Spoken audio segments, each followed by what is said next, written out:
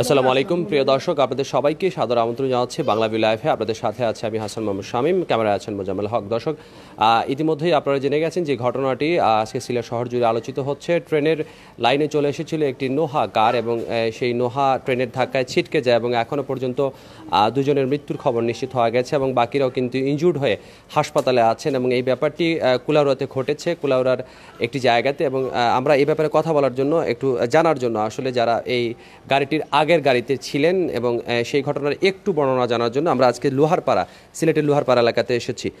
আপনারা কি ঘটেছিল সেই সময়টাতে? আপনারা তো একসাথেই ছিলেন। আব্দুল্লাহ, আমরা যারা অ্যাক্সিডেন্ট করছে এরা হচ্ছে আমার মামার শ্বশুরের ফ্যামিলি। মামার শ্বশুর দুজনই ছিলেন এবং তার ফ্যামিলি, এবং আমরা আগের গাড়িতে ছিলাম, একটা বিয়ে অনুষ্ঠানে যাচ্ছিলাম। যাওয়ার সময় এই ট্রেন ক্রসিংয়ে আমাদের গাড়িটা ফাড়ি দিয়ে দিছে। ঠিক পরবর্তীতে তারা যখন পাড়ি দিতে যাচ্ছে তখনই ট্রেনের সাথে ধাক্কাটা লাগে।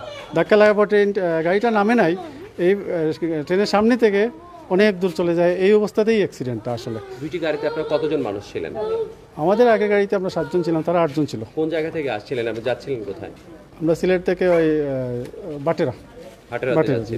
তো ওই যে ট্রেন দুর্ঘটনা হলো, আপনারা ক্রস করে গিয়েছেন, তখন কি ট্রেন দেখেছিলেন? না, তখন ক্রস করার পরে ট্রেনের হর্নটা শুনি, আর এরপরেই ঘটনাটা। আসলে আমরা তো আগের গাড়িতে ছিলাম, তাৎক্ষণিক ঘটে গেছে। কীভাবে ঘটছে, ঘটার পরে শব্দ যখন শুনছি তখন দেখেই ঘটে গেছে। আর ওই সময়ের মধ্যে কি অন্য কোনো যানবাহন ছিল কিনা ওই জায়গাটি? না, এখানে তো ক্রস নিতেছে, এটা গ্রামের দিকে ঢুকছিলাম। জি জি জি, মেট্রোপথ। ওইখানে কোনো মানে আটকে রাখার বা আপনাদেরকে বোঝানোর জন্য কোনো গেটম্যান বা না, এরকম ছিল না, এটা ছিল না। এটা কি কখনোই থাকে না? এখানে মনে হয় থাকে না, এটা আমার কাছে মনে হয়েছে, কারণ এরকম তো বাস থাকার কথা বা কিছু তো এখানে নাই আসলে। বা এমনিতে তো সিগন্যাল লাইট রেড কালারের যে লাল, এটা আর খেয়াল করি নাই আসলে। আমরা গাড়িতে তো ছিলাম, গাড়ি ফাড়ি দিয়েছে, দেখি নাই এগুলো আসলে। তো এরপরে কি হলো? আপনারা গাড়িটা অনেক মোটামুটি হাফ কিলোমিটার পর্যন্ত গেছে ট্রেনের। তারপরে তো যা হয়, অনেকে দৌড়াদৌড়ি করে কিছু 4-5 জনকে আগেই নিয়ে আসছে, পরে আমাদের গাড়ি দিয়ে আবার পাঠিয়েছি পরে 4 জনকে, এবং 2 জন মারা গেছে। আমার মামার শ্বশুর মারা গেছেন এবং আমার মামার শ্বশুরের বাতিজা, ছোটো বাতিজা মারা গেছে।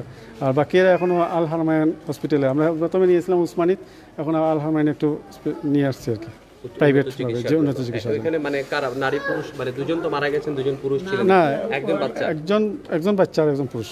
আর বাকিরা ইনজুরি এখন হসপিটাল আছে। মহিলা নারী কেউ ছিলেন? হ্যাঁ, আছেন। মামি আছেন, মামি শাশুড়ি, আমার খালা শাশুড়ি, এবং এই যে মামাতো বোন একটা, আর খালার মেয়ে একটা। ব্যাপারটা যথেষ্ট শকিং। এটার জন্য আসলে দায়টা কার আসলে এই অ্যাক্সিডেন্টের জন্য? মানে দায়টা আমরা এখন দিতে চাচ্ছি না আসলে। এটা আমরা মনে করতেছি এটা অ্যাক্সিডেন্টেই নিয়ে নিচ্ছি, কারণ আমার কোনো তো রোগী নিয়ে আমরা চিন্তা করছি। এগুলো নিয়ে কার দায়ভার এখন আমরা দায়ভার নিচ্ছি না আসলে। আচ্ছা, ধন্যবাদ। জি জি জি। দর্শক, যেমনটা শুনছিলেন যে কুলাউড়ায় যে অ্যাক্সিডেন্টটি হয়েছিল, সেই অ্যাক্সিডেন্টে একটি গাড়িতে নোহাতে 8 জন মানুষ ছিলেন এবং সেই 8 জনের মধ্যে 2 জন মারা গেছেন, একটি ছোট শিশু মারা গেছে এবং বাকিদের অবস্থাও যে আশঙ্কামুক্ত সেটাও বলা চলে না। আমরা একজন আত্মীয়ের সাথে কথা বলার চেষ্টা করছিলাম যারা আগের গাড়িতে ছিলেন। দর্শক, আমরা যে বাসাটিতে ছিলাম এটি হচ্ছে, আমরা লোহারপাড়া এলাকাতে আছি এবং এই লোহারপাড়া এলাকার এই বাসাতে তারা বসবাস করতেন। দর্শক, আমরা আবারও সংযুক্ত হব বাংলা ভিউ লাইভে, আপনাদেরকে দেখানোর চেষ্টা করব সিলেটের সর্বশেষ অবস্থা। সে পর্যন্ত সবাই ভালো থাকুন, সুস্থ থাকুন, বাংলা ভিউয়ের সাথে থাকুন।